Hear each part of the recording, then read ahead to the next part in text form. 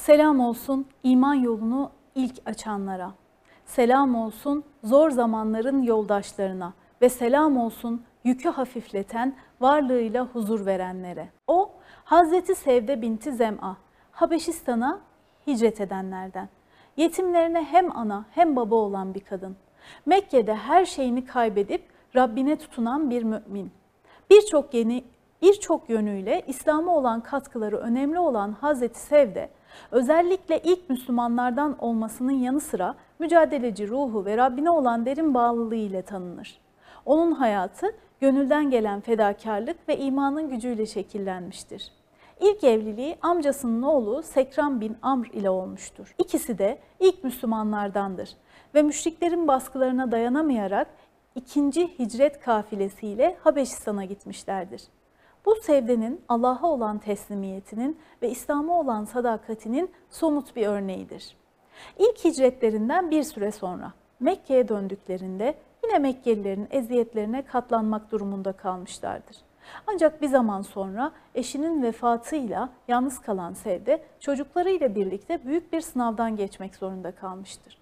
O sıralarda Hazreti Hatice de vefat etmiş ve Havle binti Hakim'in aracılık etmesi üzerine Efendimiz Hazreti Sevde'ye talip olmuştur.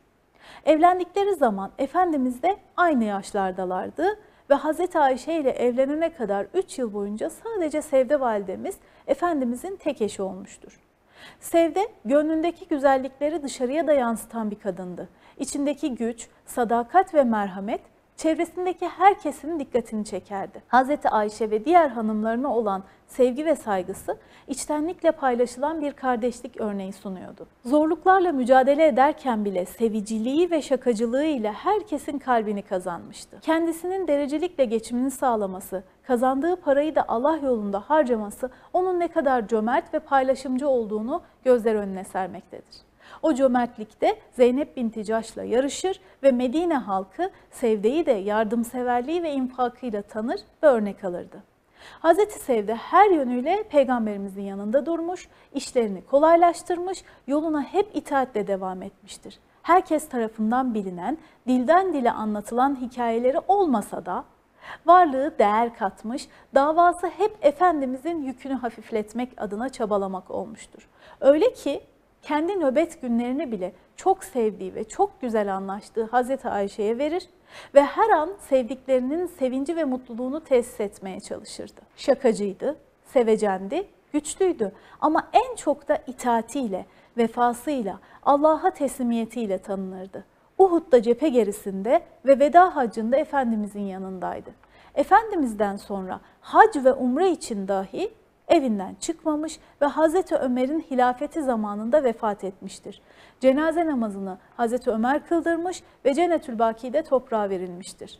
Sevde binti Zema'nın hayatına yansıyan isim Selam'dır. Selam ismi barış, güvenlik, huzur ve esenlik anlamlarına gelir. Allah'ın isimlerinden biri olan Selam, insanların kalplerine huzur veren, onlara güven ve barış sunan bir anlam taşır. Sevde binti Zem'a, kendisini Peygamber Efendimizin hayatını kolaylaştırmaya adamış ve bunu bir görev olarak kabul etmiştir. Onun hayatında Selam isminin tecellisi sadece kişisel hizmetleriyle değil, başkalarıyla olan şefkati, güler yüzü ve toplum içindeki barışa olan katkılarıyla da yansımıştır. Güler yüzlü, huzur veren ve bencillikten uzak duran insanlara, Hazreti Sevde gibi insanlara daha çok ihtiyaç duyduğumuz bir dönemdeyiz.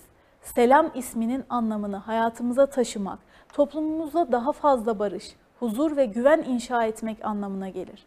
Selam bir insanın içindeki huzuru başkalarına yansıtmasını sağlar. Sevde'nin hayatı bu ismin ne kadar güzel bir şekilde hayat bulduğunun örneğidir. Sevde'nin Selam isminin özellikleriyle donanmış bir insan olarak kendi hayatında ve çevresinde barışı, güveni ve huzuru inşa etmesi bugün bizlere de ders olmalıdır. Toplumumuzda daha fazla şefkat, daha fazla güven, daha fazla gülümseme görmek istiyorsak Selam ismini hayatımıza geçirmeliyiz.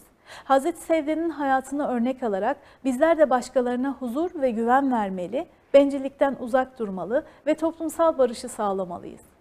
Allah'ım bize Sevde gibi huzur veren, yük hafifleten, sadakatiyle iz bırakan bir kul olmayı nasip eyle.